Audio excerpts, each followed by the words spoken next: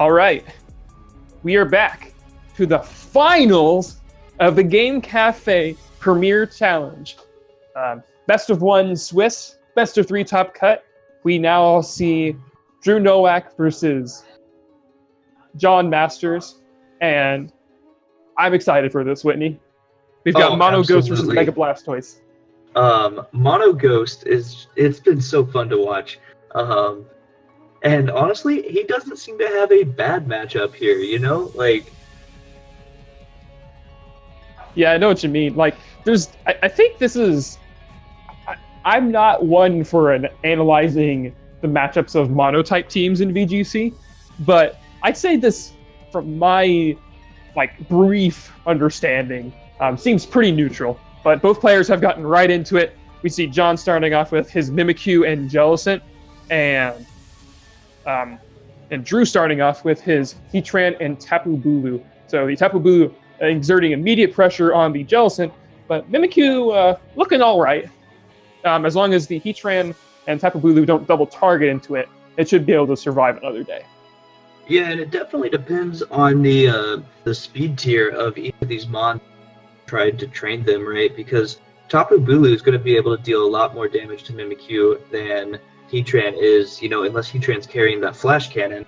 So, it would be better for Drew if Tapu Bulu had to break the disguise and then get attacked, or better for John, rather, if Tapu Bulu had to break the disguise and then Heatran has to. However, Tapu Bulu doesn't care about Mimikyu going straight into Jellicent and just cleanly knocks it out. Jellicent had no chance. Yeah. Taking over half HP. Goes for a roar. So roaring the Mimikyu out. This is poor John, a repeat from his finals or his semifinals match, facing off against Roar once again. The Heatran roaring in the Marowak, and now this is very tricky. The Marowak now is able to pressure the Heatran with a Bone Meringue. We had seen that it has that item, and I believe Shucka Berry will only activate for the first hit of Bone Meringue. That's correct. So yeah, we do see Rock Slide Tapu Bulu come out. You know what? When in doubt, just go for the flinches. It does break Mimikyu's disguise and deals a heap of damage to Marowak. Yeah, Heatran not wanting to roar this time, instead opts to Earth Power the Marowak. That'll pick up a knockout. Mimikyu likely is set Trick Room, but Drew did a fantastic job of seriously limiting John's resources, knocking out 2 Pokemon and breaking the Mimikyu's disguise. Absolutely. Trick Room's gone up, but it's almost too little too late. We'll have to see what John's fourth Mon is, and if he's got a chance of bringing it back. Yeah. Okay, so Palossand here will at least be able to threaten the Heatran with a 1 KO, given if the Heatran does not have a Shuka Berry. If it does have a Shuka Berry, it likely won't knock it out in 1 hit. But the Mimikyu will also be able to follow up with a knockout on Tapu Bulu, so I'd say for the moment he has gained some positioning. The Earth Power comes out from Palossand, and it does trigger the Shuka Berry. The Shuka, but just barely not enough. Yeah, so close. We do see the Snug. John, yeah, opting to say, yeah, hey, I don't want my Shadow Claw to just barely miss the knockout on this Tapu Bulu. Tapu Bulu's got some good defense. I don't want to misplay Ref either, so I'm just going to go for my Z move. Absolutely, this is the best call.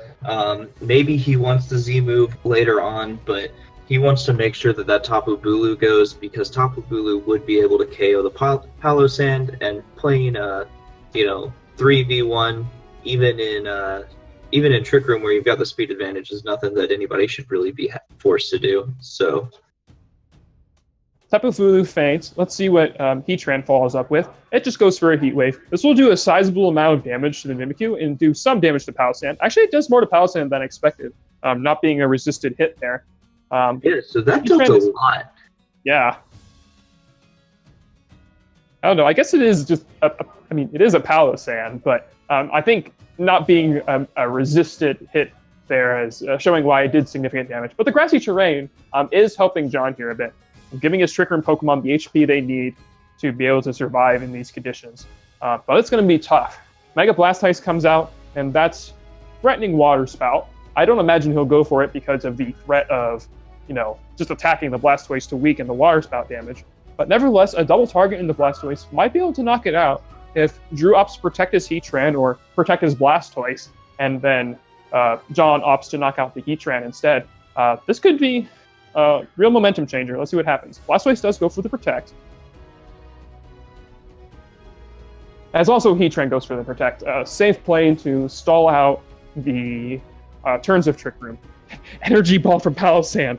Oh, he dodged a bullet there, Drew did. The Energy Ball certainly would have done a significant portion of damage to this Blastoise, given that it only has...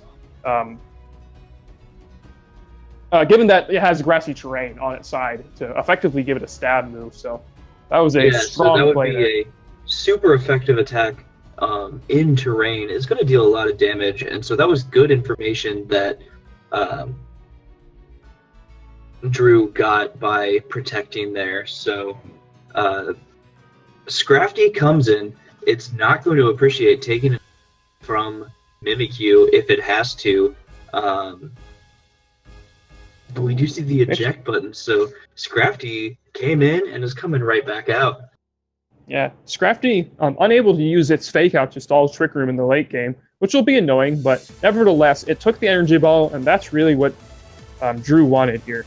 The Intimidate was not enough to allow the Heatran to survive this Shadow Claw, but since another Intimidate will be laid down, and another Protect, I believe, will stall the end of Trick Room, this Blastoise is in a prime position against these two slower Pokemon if it manages to stop the Trick Room. Also, notably, Grassy Terrain ending means the Energy Ball power-up is no longer in play.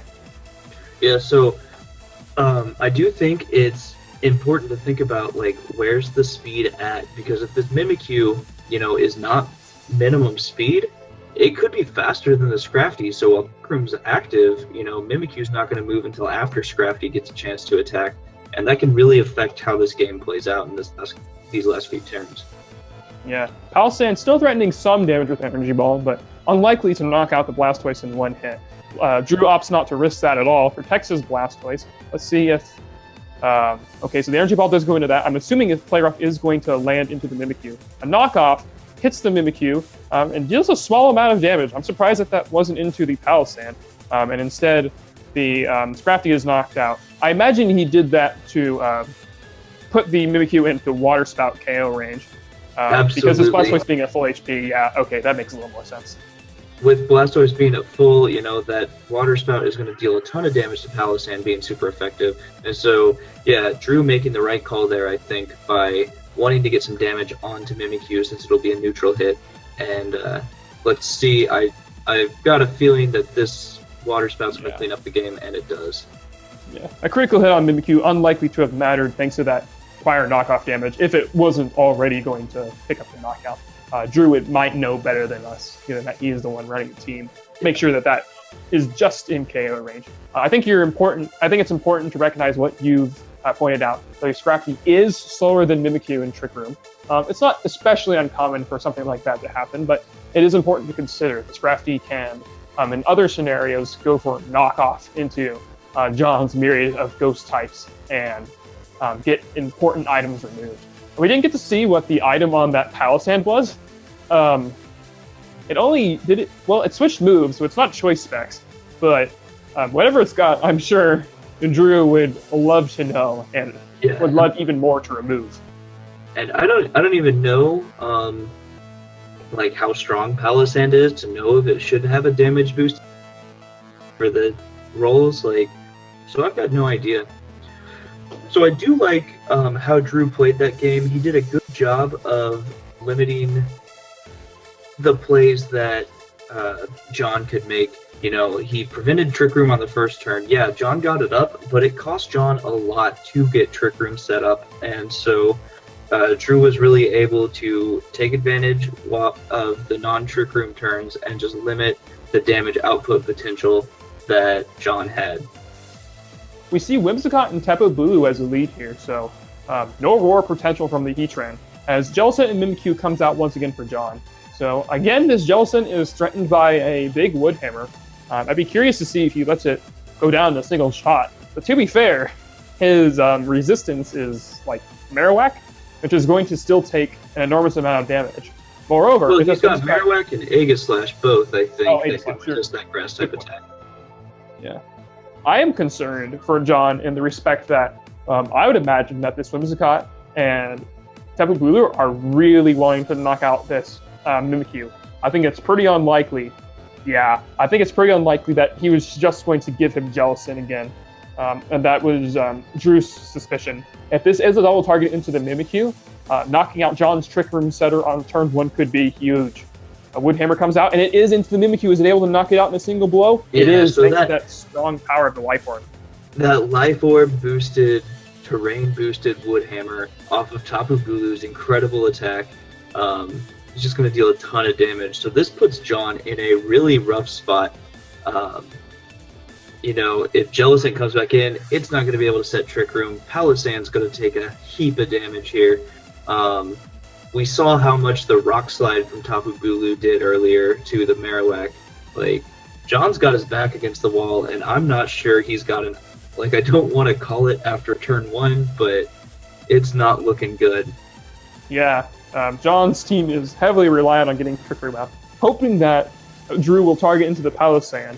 We see a Protect. And we do see a Z move from the Whimsicott. We see that it is a Normalian Z, so Z nature power.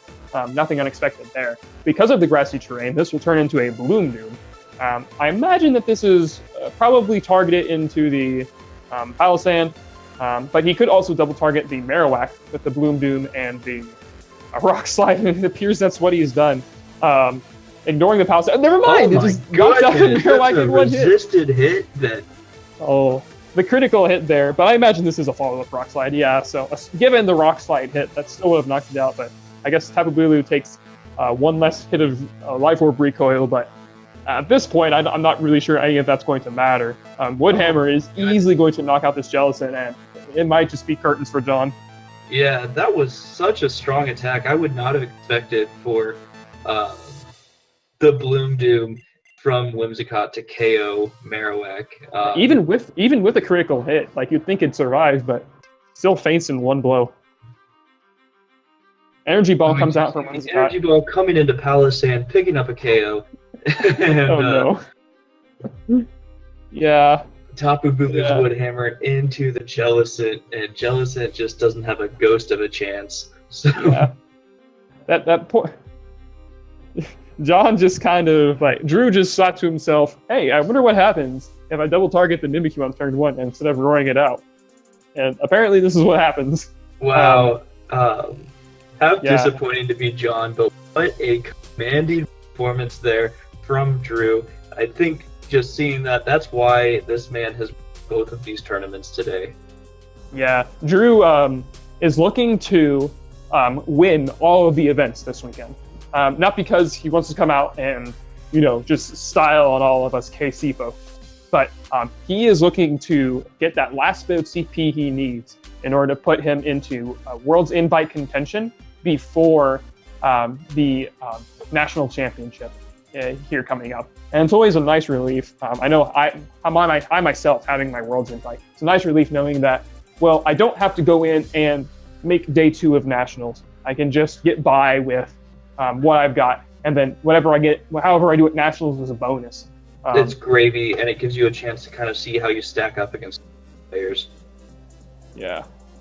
All right. Well, I think that will just about wrap it up for us here at the Game Cafe Premier Challenge. If you enjoyed today's entertainment, I suppose, then feel free to support Game Cafe. They are a local retailer in the Independence, Missouri area. If you happen to be around the Kansas City area, come on out.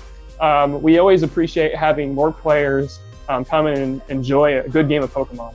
And if you are just tuning in to have some laughs at the stream or enjoy the serious matches that we had during the midseason, I hope that you will tune in tomorrow as we have another midseason showdown being held at Collector's Cache in Lenexa, Kansas. So stay tuned for that. I'd like to thank Whitney personally for being willing to commentate both of these days. It can be stressful to do so. I'm glad that I was able to jump in since I wasn't able to top cut these events because I'm a scrub or something. So I appreciate that a lot, Whitney. And I'm excited for what Yeah, for sure. I'm looking forward to it tomorrow.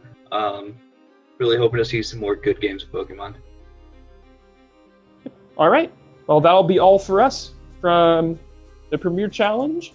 Hope to see you guys all tomorrow, and take care.